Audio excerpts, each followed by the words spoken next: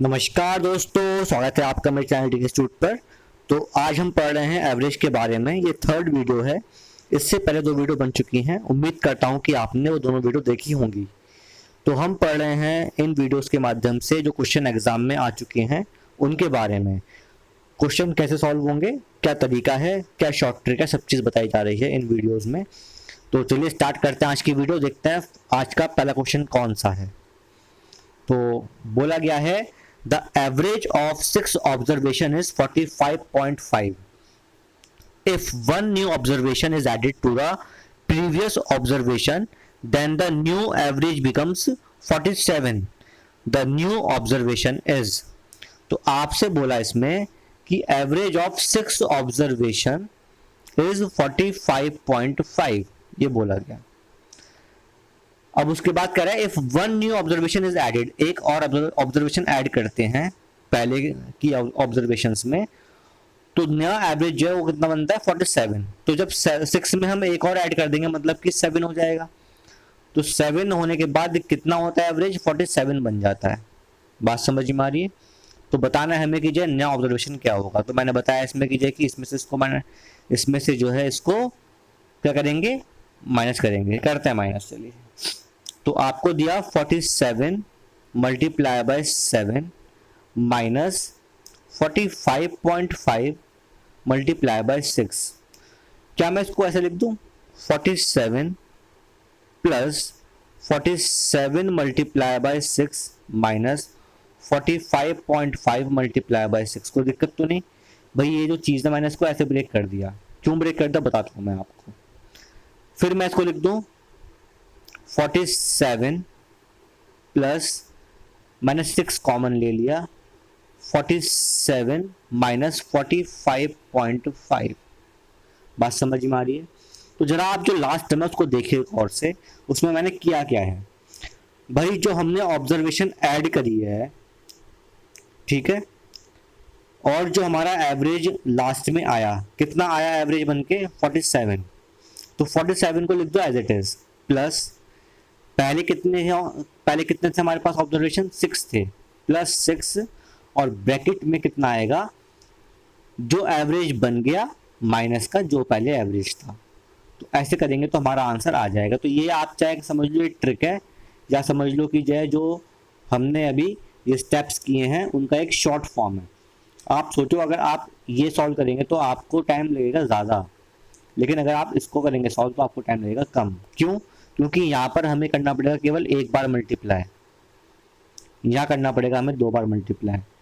2 बार multiply करने से अच्छा है कि हम केवल एक बार मल्टीप्लाई करें तो हमें टाइम कम लगता है।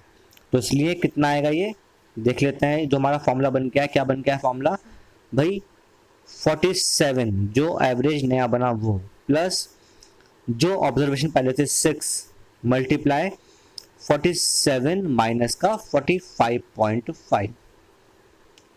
तो 47 प्लस 6 मल्टीप्लाई ये कितना आएगा 1.5। बहुत बढ़िया। तो 47 प्लस 9 तो ये आ जाएगा 9 और 6 15 56, मतलब B is the answer. 3 step में ये क्वेश्चन सॉल्व हो गया और हमें कोई मल्टीप्लाई पेन या कॉपी का यूज करके नहीं करना पड़ा, केवल मुंह से ही मल्टीप्लाई भी आराम से हो गया। इसलिए टाइम कम लगेगा ऐसे करने से। चलिए आगे बढ़ते हैं। क्वेश्चन है next, the average weight of the students in 4 section A, B, C and D is 60 kg. The average weight of the students of A, B, C and D individually are 45 kg, 50 kg, 72 kg and 80 kg respectively.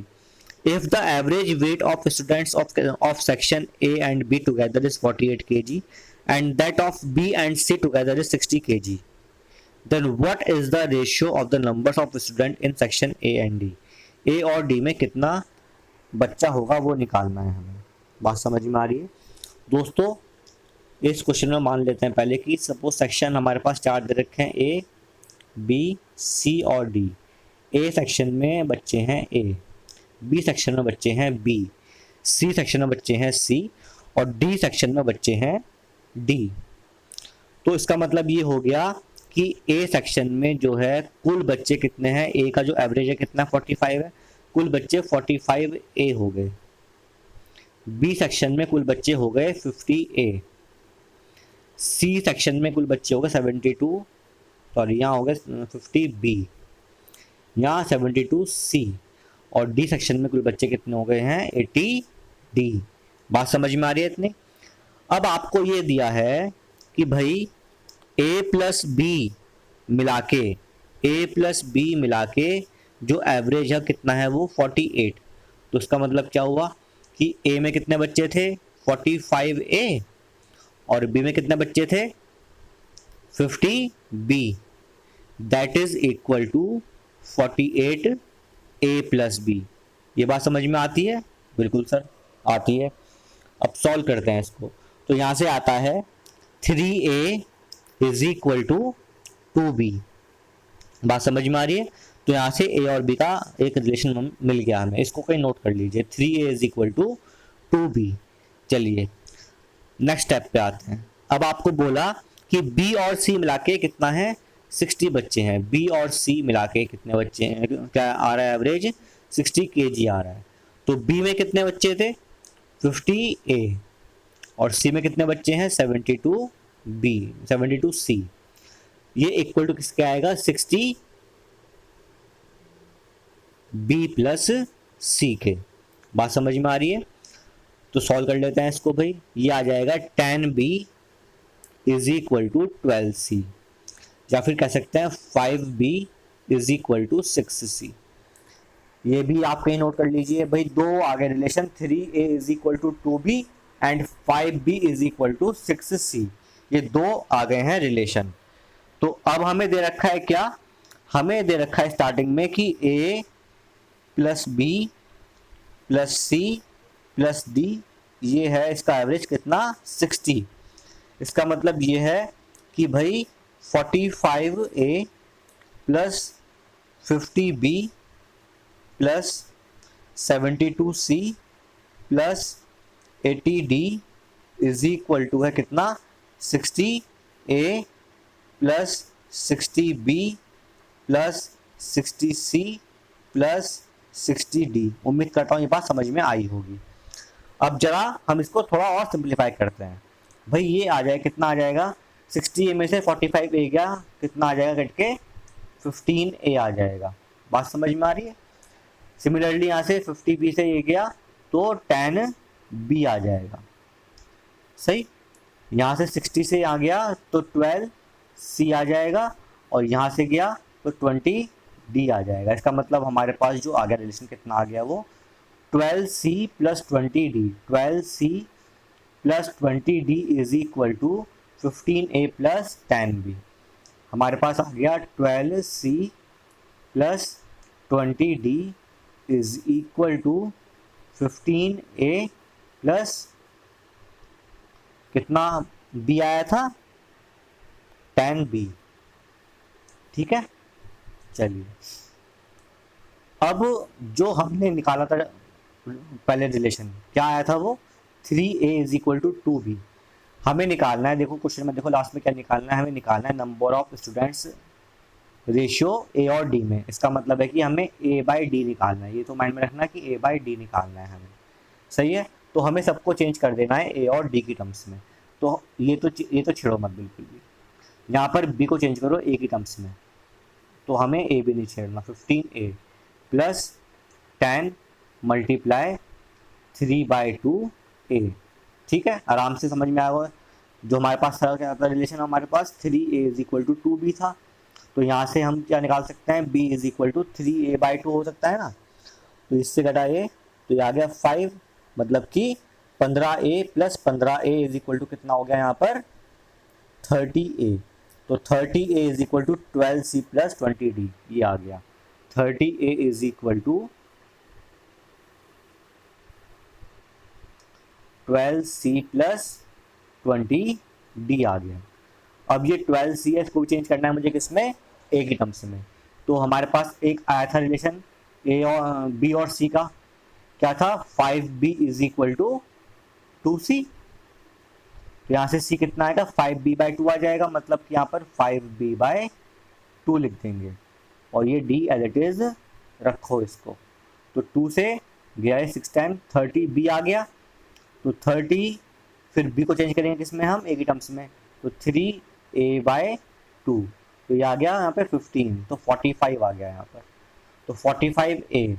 तो दोस्तों ये आ गया लगभग 45, लगभग क्या मतलब 45a plus 20d is equal to 30a। बात समझ में आ रही है? तो इस टाइप से हम जो है ए और डी के बीच में रेशियो निकाल सकते हैं। यहाँ पर कहीं मिस्टेक हुई है, क्वेश्चन बहुत लेंथी है ये क्वेश्चन। अगर ये क्वेश्चन इस टाइप से आएगा और आपके पास टाइम है, अगर आपके पास लगभग बचे हैं 2 से 3 मिनट, तो आप इस क्वेश्चन को अटेम्प्ट करना। बात समझ में आ रही है? क्वेश्चन ये डूएबल है, ये क्वेश्चन डूएबल है, बट इट इज़ लेंथी। मैंने आपको पहले वीडियो में बता रखा है कि ये क्वेश्चन हमें ये जानना जरूरी है कि क्या क्वेश्चन लेंथी तो नहीं है। फॉर एग्जाम्पल क्वेश्चन अगर 3 मिनट ले रहा है, तो वो तो हमारे जो और क्वेश्चन है उनके मार्क्स खा रहा है ना। तो ऐसे क्वेश्चन हमें क्या करने चाहिए, स्किप करने चाहिए। बट अगर हमारे पास टाइम है और क्वेश्चन इजी आ गए और ये क्वेश्चन बचा ये करने के लिए हमारे पास टाइम है, then we should not skip this type of questions. हमें क्वेश्चन करने चाहिए ऐसे, क्योंकि इस क्वेश्चन में सीधा सीधा केवल स्टेटमेंट बनाने से आंसर आ जाता है। बात समझ में आ रही है? अगर मेरे पास स्पेस कम है, इस वजह से क्या हुआ, यहाँ पर थोड़ा मिस्टेक से मुझे दिखाई दे रही है कि ए और डी के बीच में रेशियो क्या आएगा। लेकिन अगर आप जैसे मैं बता रहा हूँ वैसे कर रहे होंगे और लिख रहे होंगे, तो आपको ईजिली आंसर इसका आ जाएगा। बात समझ में आ रही है? तो इस टाइप के जो क्वेश्चंस होते हैं वो डूएबल होते हैं, लेकिन हमें ये देखना होता है कि हमारे पास टाइम है या नहीं। टाइम अगर आपके पास है तभी आप इन क्वेश्चंस को करना है, अदरवाइज इन क्वेश्चंस को नहीं करना चाहिए। इसका जो आंसर है वो 4:3 आएगा। क्या आंसर आएगा इसका? 4:3 आएगा। आप इसको करना और बताना मुझे कमेंट सेक्शन में कि जय क्या ये क्वेश्चन आपका हुआ और कितने टाइम में आपने इस क्वेश्चन को किया। बात समझ में आ रही है? चलिए आगे बढ़ते हैं। क्वेश्चन बोल रहा है a library has an average number of 510 visitors on Sunday and 240 on other days. The average number of visitors per day in a month of 30 days beginning with Sunday is. तो दोस्तों यहाँ पर ये समझने वाली बात ये है कि अगर कोई मंथ जिसमें 30 दिन है और वो संडे से स्टार्ट हो रहा है, तो उसमें कितने संडे पड़ेंगे। तो दोस्तों सपोज अगर संडे से स्टार्ट हुआ कोई भी मंथ, तो संडे के बाद फिर संडे आएगा, तो 7 दिन बीच में यहाँ पर गए, फिर संडे आएगा, फिर 7 दिन गए, फिर संडे आएगा, फिर 7 दिन गए, फिर संडे आएगा, फिर 7 दिन गए। तो अभी कितने हो गए? 7 7 7 7, 7 चौक 28 हो गए। मतलब कि आगे 2 दिन मतलब मंडे और ट्यूसडे पड़ जाएगा, ये मंथ खत्म हो गया। तो संडे कितनी बार आया? 1 2 3 4 और 5। अगर कोई मंथ संडे से स्टार्ट हो रहा है, उसमें 30 डेज हैं, तो उसमें 5 संडेज आएंगे। मतलब कि इस क्वेश्चन के अंदर 5 तो संडे हैं और 25 अदर डेज हैं। ठीक है, मंडे ट्यूसडे वेडनेसडे इस टाइप से अदर डेज हैं 25। तो क्वेश्चन सॉल्व हो जाता है आराम से। मतलब कि 5 दिन जो हैं कितने आए विजिटर्स? 510 प्लस 25 डेज जो हैं आए हैं वो कितने आए विजिटर्स? 240। कुल कितने हैं हमारे पास दिन? 30।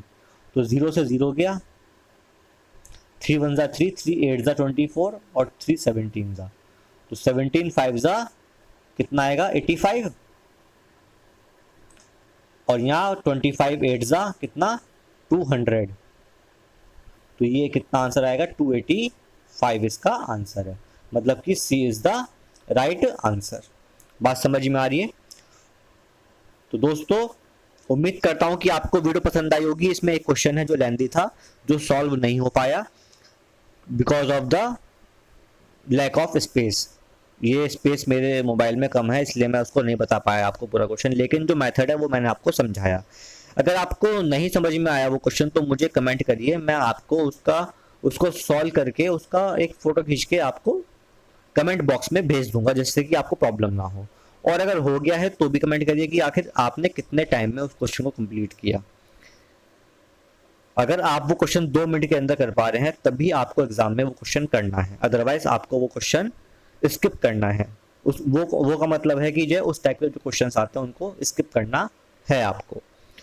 तो दोस्तों मुझे बताइए कि आपको वीडियो कैसी लगी, अच्छी लगी please like this video, share this video and subscribe my channel. Thank you, have a very nice day.